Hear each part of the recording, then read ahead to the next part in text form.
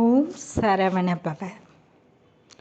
தைப்பூசம் என்றாலே நமக்கு முருகர் நினைவுக்கு வந்து விடுவார். இந்த தைப்பூசம் எப்போ இருந்து கொண்டாடப்படுது? அது ஏன் முருகருக்கு உரிய நாளாயிற்று? 6 படை வீடுகள்லையும் இந்த தைப்பூசம் எவ்வளோ சிறப்பாக கொண்டாடுறாங்க. இதை பற்றிலாம் நாம் தெரிஞ்சுக்கலாமா? வேலுண்டு வினையில்லை, மயிலுண்டு பயமில்லை. ஆம், பூச நட்சத்திரம் என்பது 8வது நட்சத்திரம். எட்டாததை எட்ட வைக்கும் நட்சத்திரம். சூரியனின் 2 பயணங்களில் வடக்கு நோக்கி நகரும் உத்தராயண பயணத்தோட முதல் மாதமாகிய தை மாசத்தோட பௌர்ணமியில் தைப்பூசம் வருது. தைப்பூசம் விவசாயிகளுக்கு உரிய விழாவாகவும் இருக்கிறது. இந்த நாளில் புதிய நெல்லறுத்து புத்தரிசியாக்கி தேங்காய் கலந்து அதை நிவேதமாக செய்து உண்ணும் வழக்கமும் உள்ளது. சுமார் 1500 ஆண்டுகளுக்கு முன்பே தைப்பூசம் கொண்டாடப்பட்டது குறித்து தேவார பதிகங்களில் கூட குறிப்பு இருக்கு. பொருந்திய தைப்பூசமாடி உலகம் பொலிவெய்த இன்று தைப்பூச பெருமையை திருஞான சம்பந்தர் பாடியுள்ளார். சோழர் ஆட்சி காலத்தில் தைப்பூசத்தன்னைக்கு கோயில்களில் கூத்துக்கள் நடைபெற்றன. பூச நட்சத்திரத்தை ஜனவரி மாதத்தோட இறுதியிலிருந்து பிப்ரவரி இறுதி வரை இரவு நேரங்களில் வானில் வேல் போன்ற வடிவில் தெளிவாக நாம் தரிசனம் செய்யலாம்.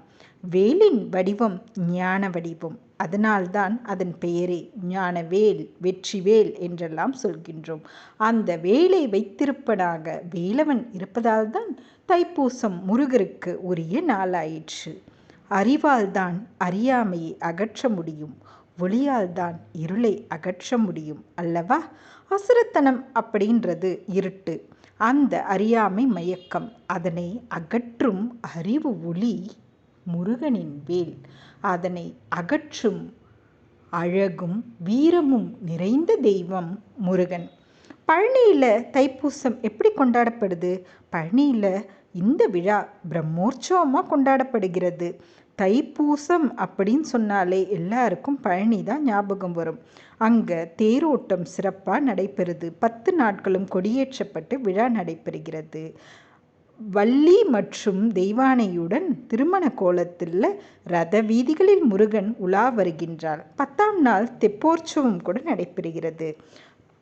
வருடந்தோறும் பல பகுதிகளிலிருந்து பாத யாத்திரையாக காவடியை தூக்கி கொண்டு பக்தர்கள் பழனிக்கு பாத யாத்திரையாக வந்து வழிபட்டு மகிழ்கின்றார்கள். திருச்செந்தூரில் தைப்பூசம் எப்படி நடக்குது? 6 படை வீடுகளில் 2ஆம் வீடான திருச்செந்தூர் சுப்பிரமணிய சுவாமி கோயிலில் தைப்பூசம் கோலாகலமாக நடைபெறுது. புனித நீராடி கடலில் அலகு குத்தி அதுக்கப்புறம் அங்கப்பிரதட்சணம் செய்து காவடி எடுத்து தங்களது வேண்டுகளை நிறைவேற்றிக்குவாங்க பக்தர்கள்.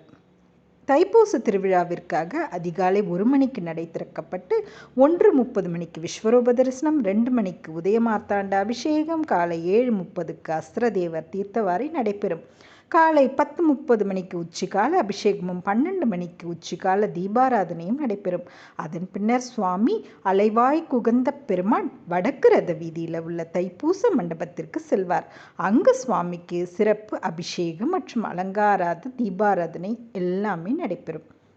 சரி, அறுபடை வீட்டில் 4ஆம் வீடான சுவாமி மலையில் எப்படி அமரும்? ஏரகம் அமர்ந்த பெருமாளே அப்படின்னு அருணகிரிநாதர் சுவாமிமலை பெருமானை போற்றுகின்றார். தகப்பன் சுவாமி அப்படின்னும் சுவாமிநாத சுவாமியை கொண்டாடுறாங்க. இங்கேயும் தைப்பூச விழா பெருவிழாவாக கொண்டாடப்படுகிறது. கொடிமரத்துக்கு சிறப்பு அபிஷேகம் செய்யப்பட்டு கொடியேற்றம் நடைபெறுது. அதன் பிறகு பல நாட்களும் 10 நாட்கள் சுவாமி புறப்பாடு நடக்கின்றது. கோயில் உள்ளே உள்ள வஜ்ர தீர்த்தத்தில் தீர்த்தவாரியும் நடைபெறுகின்றது. பஞ்சமூர்த்தி சுவாமிகள் வெள்ளி மயில் வாகனத்தில் புறப்பாடும் தைப்பூச நாளன்று காலை 10 மணிக்கு சுவாமி புறப்பாடும் மிகவும் சிறப்பாக இங்கு நடைபெறுகின்றது. திருப்பரங்குன்றத்தில் தைப்பூசம் எப்படி நடைபெறுகிறது? முருகப்பெருமானின் முதல் படை வீடான திருப்பரங்குன்றம் சுப்பிரமணிய சுவாமி கோவில் ஒரு குடைவரை கோயிலாகும்.